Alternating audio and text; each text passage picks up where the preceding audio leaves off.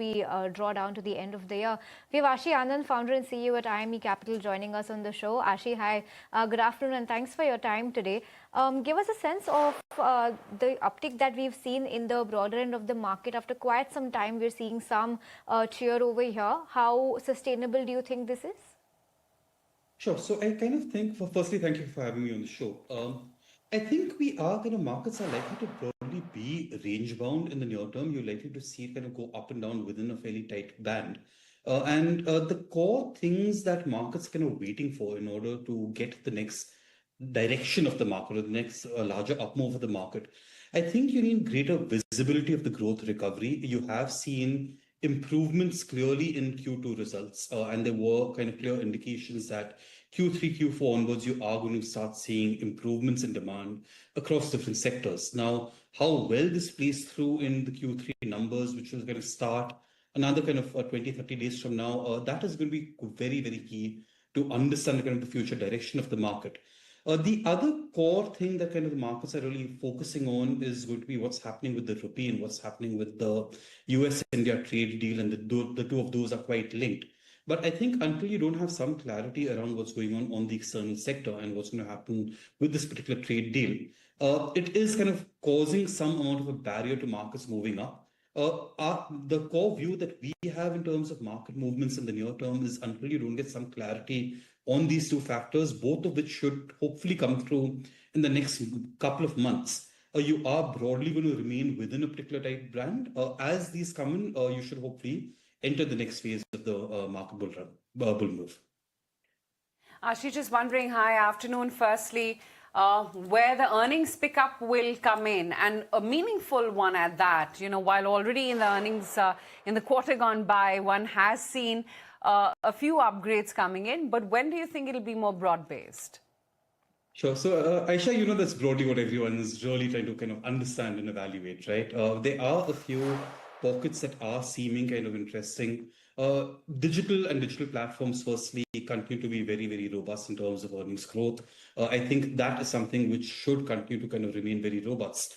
But in terms of kind of sectors that have been weak and we kind of expecting to start to see rebounds from the third quarter onwards, is one in a very large part of the market is really the whole lending space. You have had, especially for banks, a decent amount of NIM pressure, as well as asset quality issues. Both of these clearly seem to be close to be bottoming out, and you had fairly strong indications of that in the Q2 results. Now, how much this kind of improves as you go into Q3, Q4, it's not that the NIM pressure is completely gone away, but it is likely to start reducing and the base effect is becoming more favorable. Asset quality clearly doesn't seem to be worsening. So I think that is kind of one segment where banks, and it's a very large part of the market, which were under pressure, you are likely to see an improvement come through out there. The next big one is really consumers. And you've had a number of things which are all beneficial for consumption demand, starting from income tax cuts at the start of the year. You've had kind of GST cuts. After that, you've had a very significant decline in interest rates.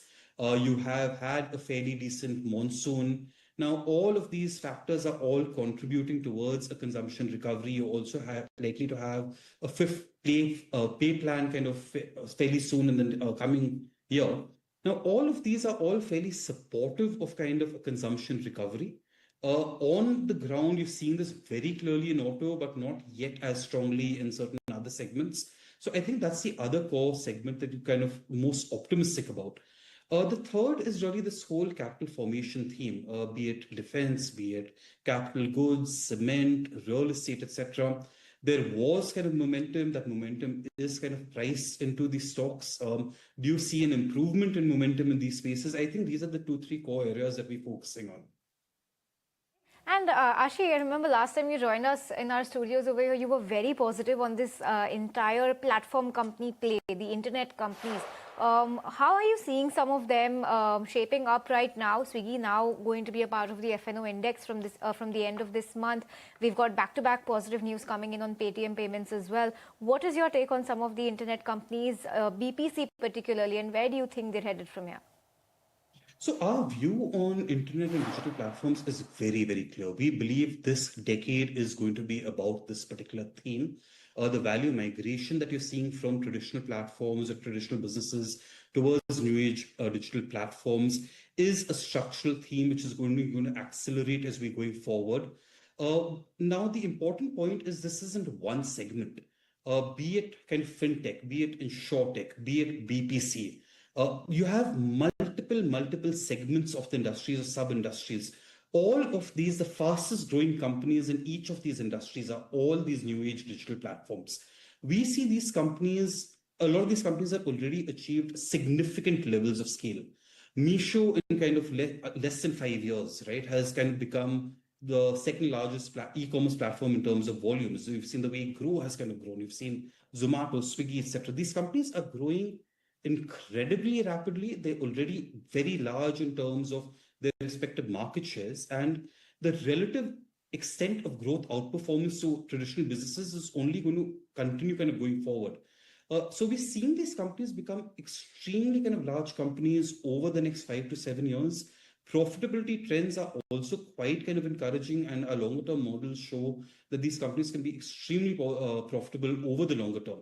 It's a really great kind of a combination for kind of value creation. Now, our view on the space is that it's a very clear longer term view market's going to do in the short term. But in the short term, we are aware of certain kind of growth challenges in some of these companies. So if you're looking at kind of Eternal and Swiggy, there are concerns about increased competitive intensity in quick commerce in the near term with Policy Bazaar, their new insurance regulations, which are kind of coming in. So there are a few kind of near-term headwinds, but this really doesn't distract away from the theme that if you're looking at where value is going to be created in India over the coming decade, we clearly believe this is a space you're going to see it. But food reminds me, Ashi, of food aggregators and the QCOM space. The underperformance of late in Eternal and the fact that it seems that, Swiggy is kind of taking over. I mean, this intense competition in any case is par for the course. Though some of the brokerages believe that when Zepto does IPO, it's not going to be a big threat to Zomato or for that matter, even Swiggy. Sure. So actually, we're not too concerned about the near-term underperformance on an Eternal. This is something that we were actually expecting. What you did see is, I think in Q1, the markets got a bit carried away in terms of early kind of beliefs that losses on quick commerce may be bottoming out. We clearly kind of believe that quick commerce is such an attractive opportunity longer term, that competitive pressures are likely to only increase in the near term. At this stage of kind of evolution of a digital platform or a particular new segment, it is more important for companies to invest aggressively to defend their market share and defend their longer term competitive positioning than try to focus on profitability too much in the near term. But what you have kind of seen in terms of price movements in the on Swiggy, Zomato over the last kind of 6 months, you saw a very strong bounce after kind of Q1 on the back of kind of markets possibly believing quick commerce losses may have bottomed out. And then in Q2, as kind of companies started indicating that, yes, competition is heating up and the incremental investments may be required, you've seen some kind of a pullback. This, according to us, is really too much of a market focus on what's happening in the near term. These companies are not this quarter or this year bets. These are bets in terms of what these companies are going to develop over the next 5 to 7 years. And really from that perspective, increase investments to defend your market share and build out a position is actually really quite important. In terms of the kind of relative positioning of these different companies, I think Eternal very clearly has been the kind of leader as compared to Swiggy in terms of execution, both in terms of growth and profitability. And that did kind of lead to quite a healthy premium that Eternal trades at over Swiggy. What you are kind of seeing in the near term is a certain amount of valuation kind of a bounce back, where the relative discount between the two is normalizing.